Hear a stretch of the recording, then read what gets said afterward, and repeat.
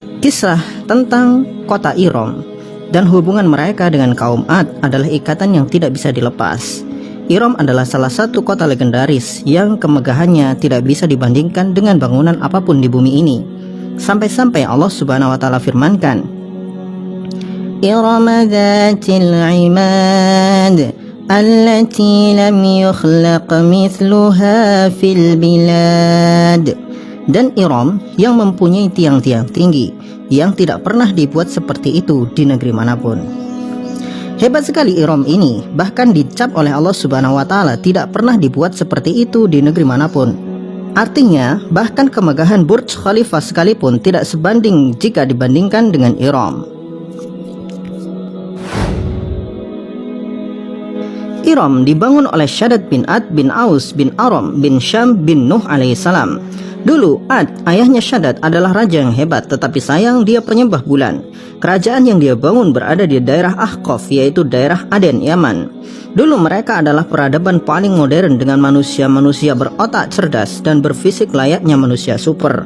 Mereka memahat batu-batu dan memindahkan batu-batu besar dari satu tempat ke tempat yang lain dengan alat-alat modern di masa itu.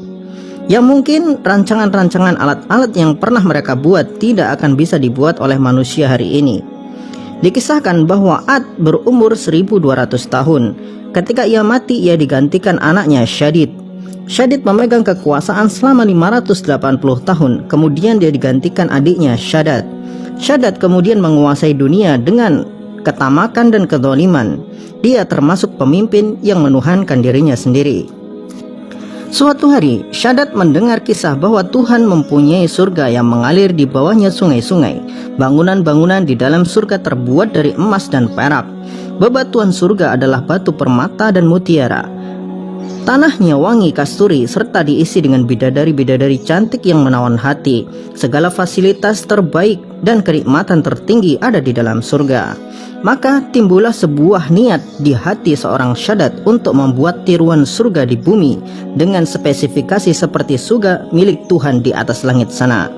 Kemudian untuk mewujudkan keinginannya itu, ia kumpulkan menteri-menterinya yang berjumlah 1000 orang beserta para arsitek dan ahli bangunan terbaik untuk merancang surga impian Shaddad.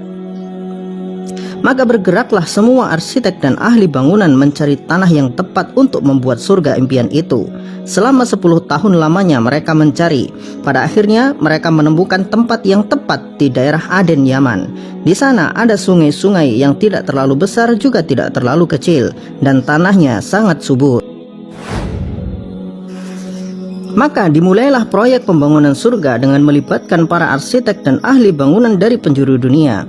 Kala itu untuk memenuhi kebutuhan emas dan perak sebagai lapisan bangunan supaya benar-benar mirip dengan surga milik Tuhan di atas langit sana, maka Shaddad memerintahkan prajuritnya untuk mengumpulkan semua emas dan perak serta batu-batu permata dan mutiara dari setiap orang yang ada di bumi ini. Siapapun yang melawan harus dibunuh. Inilah obsesi paling gila yang pernah dimiliki oleh manusia. Pada akhirnya kota surga itu selesai dikerjakan dan hampir memakan waktu 1 abad lamanya. Bangunan yang terbuat dari batu berlapis emas dan perak berjejer-jejer di kota itu. Sungai-sungai yang diatur sedemikian rupa sehingga sangat indah dihiasi dengan bunga-bunga berwarna-warni. Mutiara-mutiara dan batu-batu permata ditebarkan di dalam sungai sebagai kerikil dan pasirnya. Minyak kasturi dan minyak ambar disiramkan di setiap sudut-sudutnya. Benar-benar bangunan yang sangat menakjubkan yang belum pernah dibuat dimanapun di bumi ini. Maka hari peresmian pun telah tiba.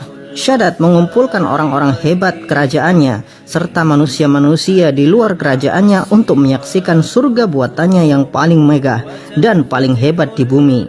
Sebagai pelengkap, Shaddad menyiapkan gadis-gadis muda dan masih perawan untuk dijadikan pelayan-pelayan di surga layaknya bidadari-bidadari surga. Gadis-gadis perawan itu didandani secantik mungkin dan berbaris rapi untuk acara peresmian sekaligus perayaan karena surga telah dibuat di bumi. Maka berjalanlah iringan-iringan itu menuju surga yang telah dibuat oleh Shaddad.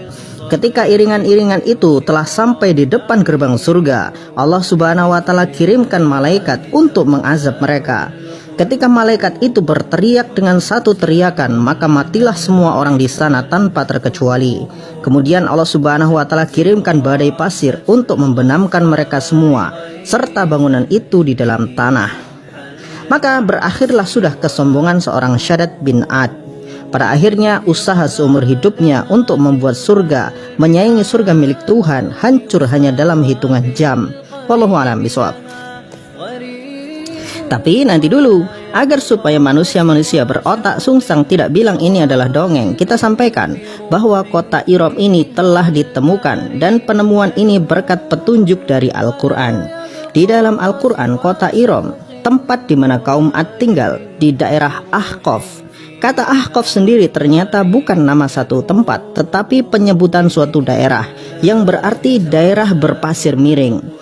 Dari petunjuk ini, para peneliti menemukan satu daerah di Aden, Yaman, dengan daerah berpasir miring. Setelah dilakukan penggalian, ditemukan kota Iram di bawah pasir itu, tertimbun selama ribuan tahun lamanya. Jadi, ya, mohon maaf, kalian para manusia berotak sungsang, kami sudah membuktikan bahwa Al-Quran itu benar. في القلب مشاعر أخفيها قد أشرقت الشمس عليها عن خطط لم أعبأ فيها ستكون بأيامي فرقا فحياتي قبل الحلقات تيه بضياع